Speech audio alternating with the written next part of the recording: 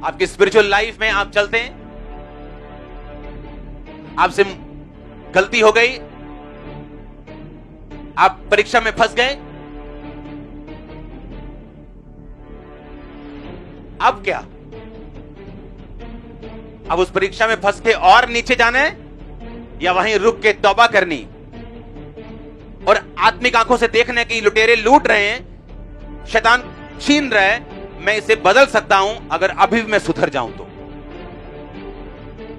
आपकी spiritual life में आपसे गलती हुई, आपसे मिस्टेक हुई, आप प्रभु से हटे, आपने गुनाह किया, आप गिर गए, उसके बाद मैंने लोगों को देखा है उठने के अलावा उनके पास पीछे जाने के लिए तैयार थे। वो ये नहीं कि उठें तौबा करें, जो छिन गया अब वो छिन गया, क्या करें, लेकिन परमेश्वर के करीब जाएं तो परमेश्वर फिर से हमारी लाइफ को रिस्टोर कर सकता है, वैसे ही बना सकता है। लेकिन इसके अलावा उन्होंने क्या किया, और पीछे गए और परमेश्वर से और मार खाई और अपनी लाइफ को तबाह कर लिया। जब आप अपनी स्पिरिचुअल आईज को ओपन रखेंगे, अपनी अंदरूनी आंखों को ओपन रखेंगे, आप समझ जाएंगे इन पाप की वजह से, इन मिस्टेक्स की वजह से मैं संघर्ष कर रहा हूं। अब जब आप संघर्ष कर रहे हैं, आपके लिए परमेश्वर में चलना मुश्किल होता है, क्योंकि आपके पाप की वजह से, गुनाहों की वजह से आपको स्ट्रगल्स रहती हैं लाइफ में। अब और मुश्किल होता है परमेश्वर में चलना या उस पवित्रताई को परस्यू करना, उसका पीछा करना। लेकिन जब आप फैसला कर लेते हैं कि मैं जो देख रहा हूं वो सही नहीं, अगर मैं सही तरीके से परमेश्वर में नहीं चला और प्रभु के सामने नहीं मुड़ा तो ये कंडीशन और बुरी होगी।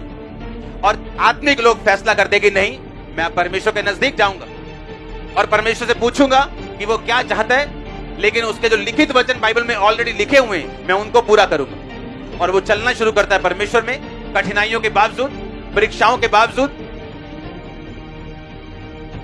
फिर छुटकारा एंटर करता है,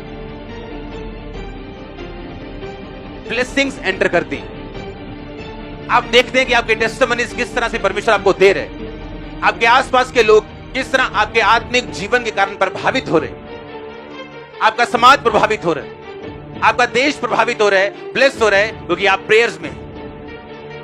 लेकिन जो आत्मिक मूर्ख लोग हैं, जब एक परीक्षा उन पे आती है उनकी अपनी कमी की वजह से, वो और पीछे भागते हैं, क्योंकि उन्हें क्रिश्चियन लाइफ फिर और डिफिकल्ट लगती है, और मुश्किल लगती है। लेकिन जब वो फैसला कर ले कि ये परमेश्वर की मर्जी से हुआ, अगर मैं ऐसा ना करता तो ये परीक्षा में ना फंसता, लेकिन अभी मेरे पास मौका है, क्योंकि मेरा परमेश्वर एक सेकंड चांस देने वाला परमेश्वर, उसने पतरस को दिया, वो आपको देगा। दिया कि नहीं दिया पतरस को? पतरस कहता मैं तो उसे जानता ही नहीं हूं। परमेश्वर रात को कहता रहा, पतरस प्रार्थना करता कि तू परीक्षा में ना पड़े। उसे लगता है मुझे कौन सी परीक्षा आनी, मरना तूने, मैंने कौन सी, मुझ पे क्या परीक्षा आ जाएगी।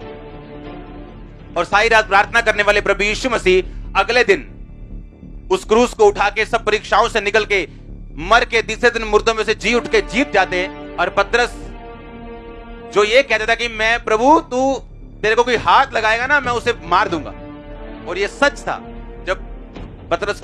जब प्रभु को पकड़ने के लिए आए तो पतरस ने तलवार मारी थी और कान उसका उड़ा दिया था। आपको क्या लगता है पतरस ने कान उड़ाने के लिए तलवार मारी थी? उसने सिर के बीच में मारी थी, उसने मारने के लिए मारी थी, पर वो हट गया और उसके कान पे लगी वो, और कान उसका उतर गया। वो इतना दलेर था शारीरिक, लेकिन शारीरिक दलेरी काम नहीं आई, और उसने बाद में क्या बोला, मैं इसको नहीं जानता।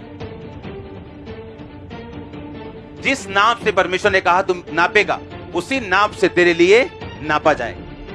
जो गड्ढा खोदेगा वही उसमें, और जो पत्थर लुढ़काएगा वही उस पत्थर के सामने आए। लोग मुझसे पूछते हैं अच्छा फलाना आपके साथ ऐसा कर रहा है, आप क्या करना चाहते हो? मैंने कहा मैं कुछ नहीं करना चाहता। अच्छा आप, मैंने कहा मैं अपनी लाइफ में कोई लड़ाई नहीं हारा हूं, क्योंकि मैं कभी लड़ा नहीं। कौन लड़ा है?